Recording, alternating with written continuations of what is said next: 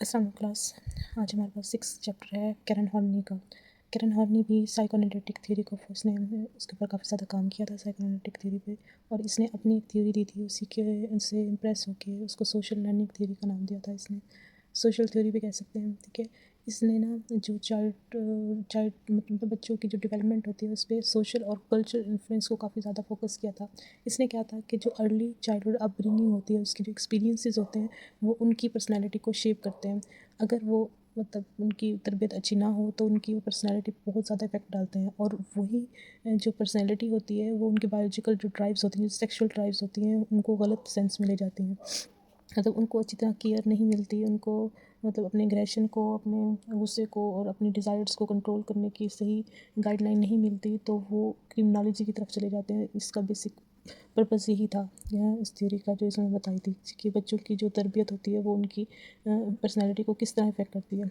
इसने कहा था कि ना जब जो पेरेंट्स होते हैं वो फेल हो जाते हैं बच्चे को कंफर्ट देने में, सेफ्टी देने पे, तो बच्चों के अंदर ना अपने पेरेंट्स के लिए बेसिक ईवल जैसे थॉट्स पैदा होना शुरू हो जाते हैं। और ये ही बेसिक हॉस्टाइलिटी, मतलब हॉस्टिलिटी का मतलब होता है वो अपने एंगर को रिप्रेस करते हैं। वो होते तो गुस्सा हैं लेकिन वो उनके सामने शो नहीं करते, वो डिप्रेशन शो करते हैं उनके सामने। और बेसिक एंजाइटी भी डेवलप होती है उनकी पर्सनैलिटी में।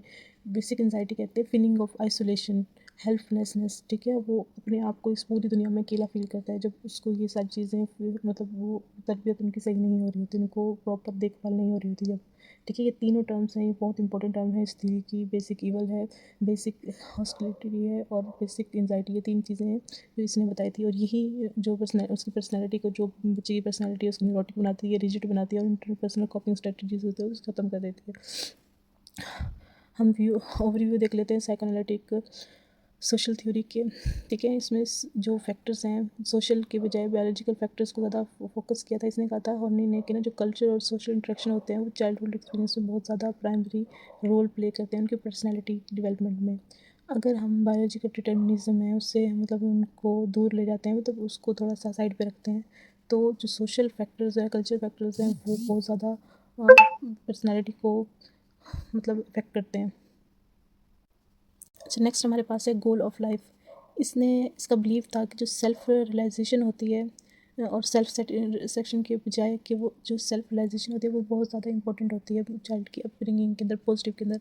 लेकिन जब उनकी सही केयर नहीं होती, वो चाइल्ड सेल्फ रियलाइजेशन के बजाय वो मोर फोकस होते हैं सेटिस्फेक्शन। जो सेटिस्फेक्शन है वो स्प्राइड की इसने बताई थी कि वो सेक्शुअल भी हो सकती है, वो एग्रेसिव ड्राइव्स भी हो सकती हैं। जो वो बच्चा मतलब उस पर्सनैलिटी को अपने बूस्ट करने के मतलब वो सही तरह उसकी पर्सनैलिटी बनती नहीं है, वो अपने रियलाइजेशन को, जो पर्सनल रियलाइजेशन है उसको नेगेटिविटी की तरफ ले जाता है। तो वो एग्रेसिव बिहेवियर जो होता है ना उसको रिप्रेस करता है, तो वो सेक्सुअल डिज़ायर्स उनकी बढ़ जाती हैं। इसका कैरन हॉर्नी का। अच्छा, नेक्स्ट हमारे पास है न्यूरोसिस। न्यूरोसिस की बेसिस इसी तरह बनती है जब हम हमारे पास बेसिक एंजाइटी, इवल थॉट्स, ठीक है, ये सारी चीज़ें एक इंसान के अंदर डेवलप हो जाती हैं, तो वो जो डिस्टर्बिंग रिलेशनशिप है पेरेंट्स और चाइल्ड का, वो उसको फीलिंग ऑफ इनसिक्योरिटी की तरफ ले जाते हैं, और वही फीलिंग ऑफ इनसिक्योरिटी उसके बेसिक कॉन्फ्लिक्ट्स बन जाते हैं। जैसे वो अपनी लिपिडो या अपनी साइकिक एनर्जी पे कंट्रोल नहीं कर पाते, तो वो उसको सही गाइड नहीं कर पाते, वो नहीं समझ पाते कि वो एनर्जीज़ कौन सी होती हैं, फिर उनको वो नेगेटिव साइड पे ले जाती हैं उस इंसान को, मतलब उसको गलत इंसान बनाने में बहुत ज़्यादा हेल्पफुल होती हैं ये सारी चीज़ें, जब उनको निगलेक्ट किया जाता है, जब उनको बेसिक सिक्योरिटी नहीं मिलती। नेक्स्ट हमारे पास है बेसिक हॉस्टिलिटी। हॉस्टिलिटी क्या होता है, कहते हैं इसमें हमारे रिप्रेस्ड एंगर होता है कि जब हमारे जो पेरेंट्स होते हैं वो मतलब repressed anger towards their parents, क्यों? क्योंकि वो उनको निगलेक्ट कर रहे हैं, उनको अफेक्शन नहीं दे रहे हैं, उनके साथ जो उनका रिलेशनशिप है अब्यूसिव रिलेशनशिप है, ठीक है, जिसको कैरन हॉर्नी ने बेसिक ईवल का नाम भी दिया है, ठीक है। नेक्स्ट हमारे पास डिप्रेशन है। जो बच्चे होते हैं वो इस स्टेज पे अपने पेरेंट्स पे डिपेंड कर रहे होते हैं, लेकिन उनका जो बिहेवियर है उनको पसंद नहीं होता, सेम टाइम वो उनको अपनी फीलिंग्स को एक्सप्रेस नहीं कर पाते, और उसकी वजह से जब उनको एक्सप्रेस नहीं कर पाते तो वो बहुत ज़्यादा उनके अंदर एंजाइटी डेवलप होती है, और वो एंजाइटी उनको फ्यूचर में बहुत ज़्यादा नुकसान पहुँचाती है उनकी पर्सनैलिटी को। नेक्स्ट हमारे पास है बेसिक एंजाइटी, ठीक है। जब हमारे पास बेसिक हॉस्टिलिटी बन जाती है तो वही हमें हमारा मेन काज होता है बेसिक एंजाइटी का। अब नेक्स्ट डे मतलब ये हमारे पास स्टेप बाय स्टेप प्रोसीजर है। जैसे फर्स्ट स्टेप हमारा जो रिलेशनशिप है पेरेंट्स और बच्चे का, अगर वो ठीक नहीं है तो वो बच्चा जो अपने पेरेंट्स को ना इवल साइड से देखना शुरू कर देगा, अपने आप मतलब पेरेंट्स को अच्छा नहीं समझेगा, फिर वो उनको कुछ कह नहीं सकता, तो वो बेसिक हॉस्टिलिटी उससे पैदा हो जाती है उनके अंदर, जो उसके अंदर रिप्रेस्ड एंगर होती है टुवर्ड्स देयर पेरेंट्स। जब वो फुलफिल नहीं ठीक है, जब वो बढ़ जाती है मतलब वो इस हद तक डेवलप हो जाती है कि वो बच्चा बहुत ज़्यादा एंग्जायटी फ़ील करना शुरू हो जाता है, तो वो उनके लिए बेसिक एंग्जायटी बन जाती है।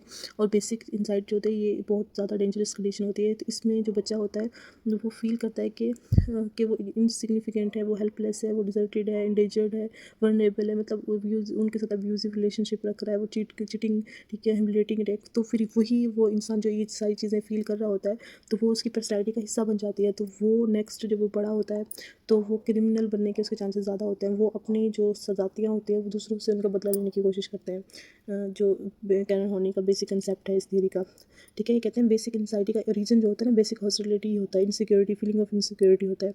अच्छा, हम इसको कॉपिंग स्किल्स कौन कौन सी होनी चाहिए कि हमारे पास अगर ये तीनों मतलब हमारे पास एक न्यूरोसिस की टाइप बन गई है तो हम इसको ओवरकम किस तरह कर सकते हैं। हमारे पास 3 हेल्दी मतलब स्ट्रैटेजीज़ हैं जिनको हम अपना सकते हैं, ठीक है, और ये न्यूरोटिक भी हो सकती हैं, ठीक है। सबसे पहले है मूविंग टुवर्ड्स पीपल, ठीक है। जो इंसान आपसे अच्छी तरीके से बात करते हैं, आपको अफेक्शन देते हैं, अप्रूवल देते हैं, आप उनके साथ बेटर फील करते हो, तो वो कॉम्प्लीमेंट टाइप होती है हमारी, ठीक है, कंप्लेंट टाइप कहलाती है। नेक्स्ट हमारे पास है aggressive type, moving against people, मतलब वो लोग जो अपने आप को पावर में दिखाते हैं, ठीक है, कंट्रोलिंग बिहेवियर होता है उनका, तो हम उनसे दूर भागते हैं, तो ये एग्रेसिव टाइप के लोग होते हैं।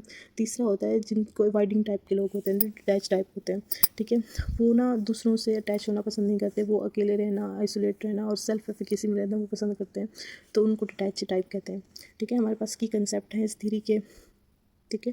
सबसे मैंने हम तीनों आप लोगों चारों कॉन्सेप्ट पढ़ा दिए हैं। सबसे पहले ही जैसे मैंने आपको बताया था ये स्टेजेस होती हैं। सबसे पहली स्टेज जो होती है ना बेसिक ईवल की होती है, जिसमें निग्लेक्टेशन, रिजेक्शन और उनको बेसिक वार्मथ जो पेरेंट्स से मिलनी चाहिए थी वो नहीं मिलती, तो वो बनती है। और जो बेसिक ईवल बन जाती है वही हमें बेसिक हॉस्टिलिटी बनती है। उससे हम उन पर्सनस के अगेंस्ट रिप्रेस्ड एंगर डेवलप कर लेते हैं, ठीक है, और वही एंगर जो है बेसिक एंजाइटी बन जाता है। फिर वो जो बेसिक एंजाइटी है वो इंसान के बिहेवियर को बहुत ज़्यादा उनके अंदर एंजाइटी कंडीशन आ जाती है, होपलेसनेस आ जाती है, इनसिक्योरिटीज़ आ जाती हैं, वो उनको न्यूरोसिस की तरफ ले जाते हैं। जो न्यूरोसिस होती है वो बहुत ज़्यादा मतलब सीवियर कंडीशन होती है जिसमें कोई ना कोई बायोलॉजिकल डिसऑर्डर होने के चांसेस होते हैं।